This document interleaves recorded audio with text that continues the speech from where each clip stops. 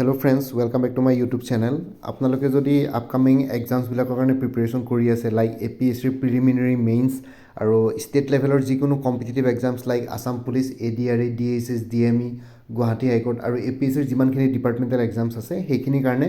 এখন কিতাপ আগবঢ়োৱা হৈছে কিৰণ ইনষ্টিটিউট অফ কেৰিয়াৰ এক্সিলেঞ্চৰ ফালৰ পৰা সেইখনৰ নাম হ'ল আসাম জেনেৰেল ষ্টাডিজ ঠিক আছে ইয়াতে গোটেইখিনি আসাম ৰিলেটেড গোটেইখিনি টপিকছ পাই যাব টোটেল 46টা চেপ্টাৰ্ছ আছে স্পেচিয়েল চেপ্টাৰ আছে BTRৰ ওপৰত আৰু চেপ্টাৰ ৱাইজ MCQs থাকিব প্ৰিভিয়াছ ইয়েৰ কুৱেশ্যনছো ইয়াতে ইনক্লুডেড হৈ আছে ঠিক আছে আৰু যদি আমি কণ্টেণ্টছখিনি অকণমান চাওঁ তেতিয়াহ'লে ইয়াতে দেখিছে কণ্টেণ্টছখিনি history ancient history medieval history modern history গোটেইখিনি আছে জিঅ'গ্ৰাফী আছে গোটেইখিনি বস্তুৱে আছে ইয়াতে অসমৰ জিকেৰ ওপৰত হিষ্ট্ৰী জিঅ'গ্ৰাফী পলিটি ইকনমি ঠিক আছে ইক'লজি এনভাইৰনমেণ্ট সেই গোটেইবিলাক বস্তু আছে আৰু লগতে এনেকৈ চ'ৰ্চেছ অফ এনচিয়েণ্ট আসাম ইয়াতে গোটেইখিনি আপোনালোকে ডেছক্ৰিপটিভ ফৰ্মত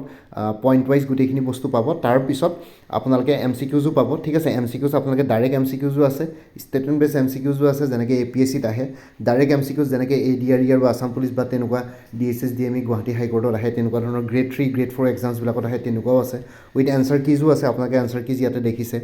এই কিতাপখনৰ বাহিৰেও আৰু এখন কিতাপ আছে সেইখনৰ কিতাপখনৰ নাম হ'ল আসাম জিকে ঠিক আছে এইখন ADRE state police sub inspector constable আৰু অন্যান্য কম্পিটিটিভ এক্সামছ যেনেকৈ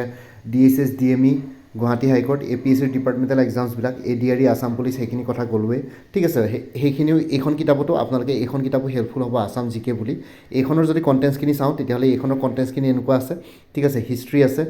ancient history medieval history modern history এনেকুৱা ধৰণৰকৈ আছে এনভাইৰনমেণ্ট পলিটি ট্ৰেডিশ্যনেল জিকে সেই গোটেইবিলাক আছে historical monuments art craft traditional dresses and paintings জিকেৰ যিমানখিনি বস্তু লাগে great personalities major institutions first in Assam pen name verses original name ঠিক আছে সেই গোটেইখিনি বস্তু ইয়াতে ইনক্লুডেড আছে